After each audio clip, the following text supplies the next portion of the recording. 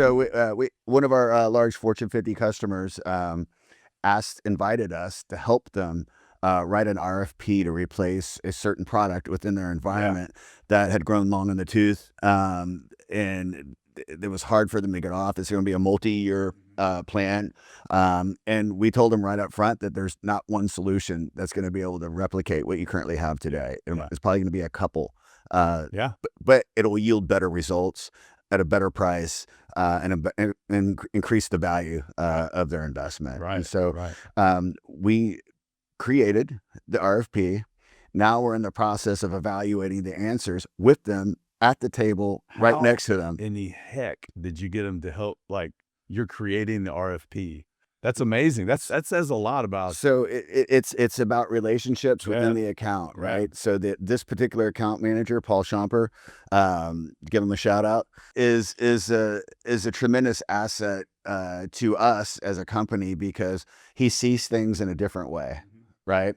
And having worked at that previous company that they're trying to displace, got a lot of tribal knowledge that they didn't have, and what's actually out in the market today that is more inventive, more forward thinking, better product all in general, right? It's cloud based, SaaS based, all those things, right? It didn't start off on-prem. Some of these solutions were born in the cloud, right? And I think a lot of times these big customers, they get on these platforms and they can't get off of them, right? They just keep stacking. They just new rep comes in, sells them more, sells them more. And it becomes a vicious cycle, right? And no one's happy, but they can't get off of it. So sometimes you just have to rip the Band-Aid off. That's a good analogy. You just, what, this isn't working for us anymore, right? And I hear it. We're hearing it. Like, this is not, this relationship that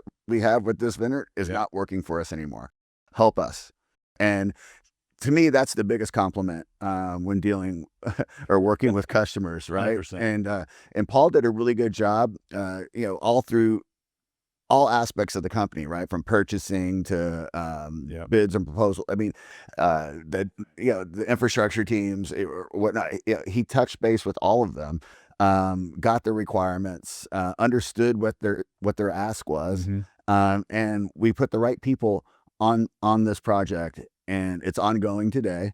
Awesome. And again, it's going to be a multifaceted, multi-year, transition period. Just because they are such a large company and they can't get off of it overnight. Right. So, we're doing bits and pieces at a time, that we'll get there. Right. So they see the big picture. We made some recommendations.